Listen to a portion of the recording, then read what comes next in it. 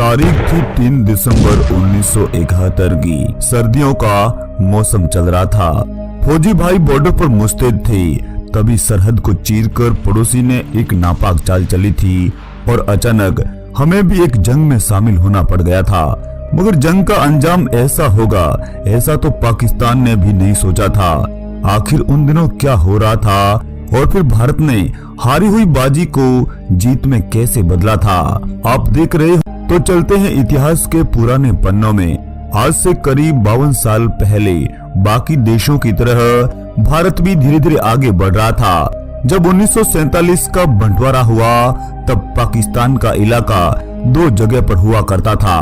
एक हमारे पूर्व में बैठा था तो दूसरा पश्चिम में। इस तरह हमारा जीना मुश्किल हो रहा था। दोनों तरफ से इनकी नापाक हरकतों के चलते बॉर्डर पर हमेशा तनातनी रहती थी। पूर्वी पाकिस्तान, जिसे आज बांग्लादेश भी कहते हैं, ढाका इसी पूर्वी पाकिस्तान का गढ़ हुआ करता था। पाकिस्तान के इतिहास में पहली बार लोकतांत्रिक चुनाव हो रहे थे और ये समय था 1970 का। पूर्वी पाकिस्तान में अवामी लीग की एक पार्टी चुनाव लड़ रही थी जिसके प्रमुख थे शेख मुजीबुर रहमान। पश्चिमी पाकिस्तान के लिए यह समय बड़ा ही घातक सिद्ध हो रहा था। असल में पूर्वी पाकिस्तान की अवामी लीग ने ऐसे चुनाव लड़ा कि जो लोग पश्चिमी पाकिस्तान को गढ़ मान रहे थे वह आज पूर्व की ओर बढ़ने को मजबूर था। यानी अब पाकिस्तानी सत्ता का केंद्र पश्चिमी पाकिस्तान की बजाय पूर्वी पाकिस्तान बनने वाला था। इस तरह पूर्वी पाकिस्तान में दंगे शुरू करवा दिए थे और इसी कारण पश्चिमी पाकिस्तान में विद्रोह शुरू हो गया था। असल में यह एक बगावत थी। इसी बगावत को कुचलने के लिए जनरल टिक्का खान को पूर्वी पाकिस्तान भेजा गया था। जनरल टिक्का खान एक जालिम जनरल था। बलूचिस्तान का विद्रोह उसने अपनी बर्बरता से ही दबाया था।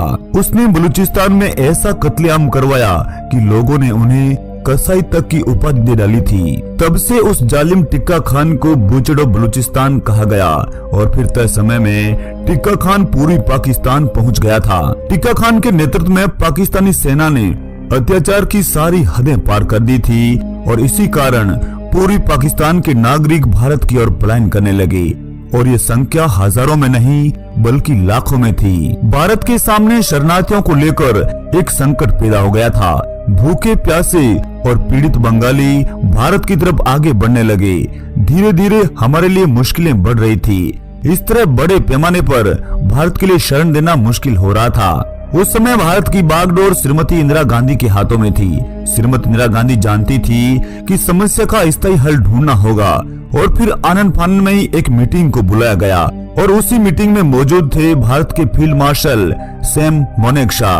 इंदिरा गांधी ने सेना अध्यक्ष फील्ड मार्शल सैम मानेकशॉ को कहा कि शरणार्थियों की समस्या का जिम्मा अब आपके हाथों में है और कहा कि जितनी जल्दी हो सके पूर्वी पाकिस्तान में सैन्य कार्रवाई की जाए। मगर उस वक्त अप्रैल का महीना था। सैम मानेकशॉ ने भी इंदिरा गांधी को साफ साफ कह दिया था कि इस समय युद्ध ठीक नहीं है और फिर उन्होंने युद्ध टालने का भी आग्रह किया था। असल में उस समय मौसम बेहद ही खराब चल रहा था और बंगाल वाले इलाके में अक्सर बाढ़ और तूफानों की आवाजाही रहती थी। बाढ़ और तूफानों में सेना के लिए लड़ना बड़ा ही मुश्किल होता है। मगर दूसरी तरफ पश्चिमी पाकिस्तान का इलाका सूखा रहता था तो ऐसा भी संभव था कि पश्चिमी पाकिस्तान भारत पर भारी पड़ता। इसीलिए सैम मानेकशॉ ने सही समय आने का इंतजार करने के लिए कहा था। मगर तब तक पाकिस्तानी जनरल टिक्का खान अत्याचार की हदें पार कर रहा था। करीब 30 लाख लोगों को मौत के घाट उतार दिया था। हर तरफ हाहाकार मचा रखा था और उनमें से करीब 4 लाख माँ बहनों के साथ बलात्कार भी किया था और वह भी अपनों के सामने। यह एक ऐसा दृश्य था जो पूरी मानव जाति के लिए बर्बरता से भरा पड़ा था। मगर इस खौफनाक मंजर ने पूरी दुनिया को हिला कर रख दिया था और अब टिक्का खान को बंगाल का कसाई कहा जाने लगा। मगर जब अंतर्राष्ट्रीय दबाव डाला गया तो फिर पाकिस्तान ने भी एक फॉर्मेलिटी को अंजाम दे दिया था। पाकिस्तान ने टिक्का खान को पद से हटाकर जनरल नियाजी को पूरी पाकिस्तान की बागडोर संभाल दी थी। पाकिस्तान ने टिक्का खान को पद से हटाकर जनरल नियाजी को पूरी पाकिस्तान की बागडोर थमा दी थी। पाकिस्तान के दोनों भागों पर भारतीय सेना तैनात थी, मगर अधिक सेना पूर्वी पाकिस्तान के इर्द गिर्द मौजूद थी। इस समय भारत 2-2 मोर्चों के साथ युद्ध लड़ रहा था। साथ ही भारत पूरी पाकिस्तान की मुक्ति वाहिनी सेना को भी अंदर ही अंदर मजबूत भी कर रहा था ताकि पाकिस्तान से टकराया जाए। पाकिस्तान को एहसास हो गया था कि भारत कभी भी हमला बोल सकता है। तभी पाकिस्तान को एक गुप्त खबर मिली थी कि भारत की पूरी सेना पूरी पाकिस्तान के आसपास तैनात है और पश्चिमी सरहदें खाली पड़ी है और पाकिस्तान ने इसका फायदा उठाने की पूरी कोशिश भी की थी। पाकिस्तानी सेना रात के अंधेरे में निकल पड़ी थी। तारीख थी 3 दिसंबर 1971। वहां से गुजर रही थी तो उन्हें पाकिस्तान की तरफ से कुछ आवाजें आती हुई सुनाई दी और कुछ ही देर में ये साफ हो गया था कि ये आवाजें पाकिस्तानी टैंकों की है जो कि लोंगेवाला पोस्ट की तरफ आगे बढ़ रहे थे। लोंगेवाला में तैनात थे मेजर कुलदीप सिंह चांदपुरी और सामने से आ रही थी तो मेजर चांदपुरी ने एयरफोर्स की मदद मांगी, लेकिन वायुसेना के विमानों में उस समय तक वह तकनीक नहीं थी कि वे रात में उड़ान भर सके, यानी मदद सुबह तक ही पहुंच सकती थी। अब मेजर चांदपुरी ने ठान लिया था कि किसी भी तरह से इन पाकिस्तानियों को सुबह तक रोकना होगा और यहीं पर मेजर ने एक योजना को अंजाम दिया था। मेजर ने सैनिकों के टिफिन को इकट्ठा करवाया। इन टिफिन को एंटी टैंक माइन के साथ रेत के धोरों में दबा दिया था और जब पाकिस्तानी टैंक पोस्ट के करीब पहुंचे तो उनके 3 टैंक एंटी टैंक माइन की वजह से तबाह हो गए थे और आगे भी उन्हें कंटीले तार बिछाए हुए नजर आए। तो फिर पाकिस्तानी सेना और घबरा गई और उन्होंने समझ लिया था कि यहाँ हर तरफ बारूद ही बारूद बिछा हुआ है। तब पाकिस्तानी सेना के ब्रिगेडियर तारिक मीर ने इंजीनियर की सहायता ली और खोजबीन शुरू की। इसमें पाकिस्तानी सेना ने अपने अहम 3 से 4 घंटे गंवा दिए थे और फिर हैरान करने वाले नतीजे सामने आए। रेत के धोरों में काफी संख्या में सैनिकों के टिफिन निकले। तब तक सुबह का वक्त हो चुका था और भारतीय वायुसेना के विमान लोंगेवाला पोस्ट की ओर उड़ान भर चुके थे। अब लोंगेवाला का दृश्य कुछ अलग ही था। इन पाकिस्तानी टैंकों पर हंटर विमानों द्वारा ऐसी बमबारी की गई कि 90 के 90 टैंक वहीं ध्वस्त हो गए थे। पाकिस्तानी सैनिक टैंक छोड़ कर भाग रहे थे और अब भारतीय सेना ने लोंगेवाला पोस्ट पर विजय हासिल कर ली थी। जमीनी लड़ाई अब समुद्र तक पहुंच चुकी थी। भारतीय नौसेना ने पाकिस्तान के 10 युद्धपोतों को नष्ट कर दिया था और भारतीय डिस्ट्रॉयर आईएनएस राजपूत ने पाकिस्तानी पनडुब्बी गाजी को भी समुद्र के तल में ही डुबो दिया था। इसके अलावा भारत ने पाकिस्तान के 12 तेल टैंकरों को खाक कर दिया था। अब पाकिस्तानी नौसेना लड़ने की स्थिति में बची ही नहीं थी। हालांकि इंग्लैंड और अमेरिका ने पाकिस्तान की मदद भी खूब की थी। पाकिस्तान की सहायता के लिए ब्रिटेन ने 10 दिसंबर को अपना एक बेड़ा पाकिस्तान की मदद के लिए भेजा था, मगर जैसे ही भारतीय जल सीमा में दाखिल हुआ तो वह भी हैरान रह गया था क्योंकि उसका बाप पहले से ही वहां मौजूद था। असल में उस समय तक ब्रिटिश नेवी दुनिया की सबसे तेज मानी जाती थी, मगर भारत के दोस्त रूस ने अपना बेड़ा भेजकर दुश्मनों को चकनाचूर कर दिया था। रूस को वहां मौजूद देखकर ब्रिटिश नेवी को मजबूरन भागना पड़ा था। तब तक पाकिस्तान की मदद के लिए अमेरिका ने भी अपना सबसे खतरनाक बेड़ा भारत की ओर रवाना कर दिया था।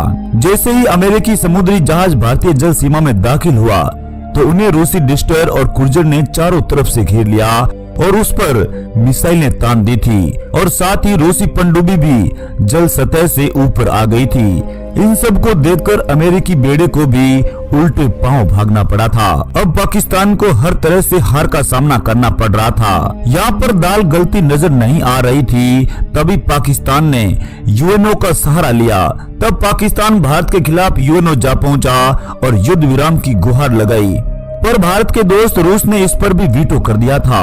अब भारत का अगला टारगेट था ढाका पर विजय करना, लेकिन पाकिस्तानी सेना ने नियाजी के नेतृत्व में ढाका की किलेबंदी शुरू कर दी थी। साथ ही ढाका की तरफ जाने वाले सारे रास्ते बंद कर दिए थे, ब्रिज और हाईवे को तबाह कर दिया था।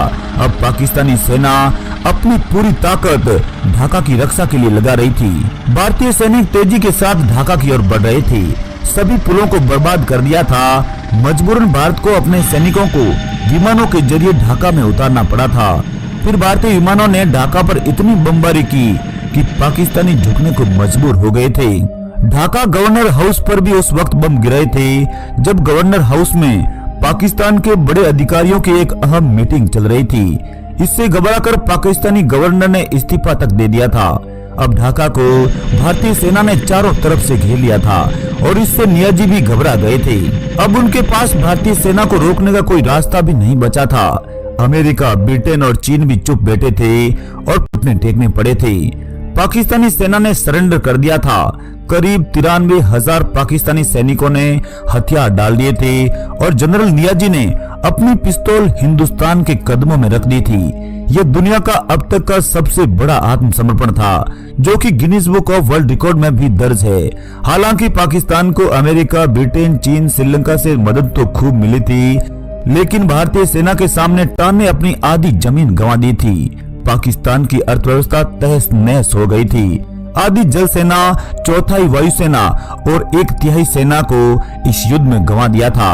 वह हिंदुस्तान ही था जिसने ढाका विजय के बाद अपना तिरंगा फहराए बिना बांग्लादेश को एक नया राष्ट्र घोषित कर दिया था।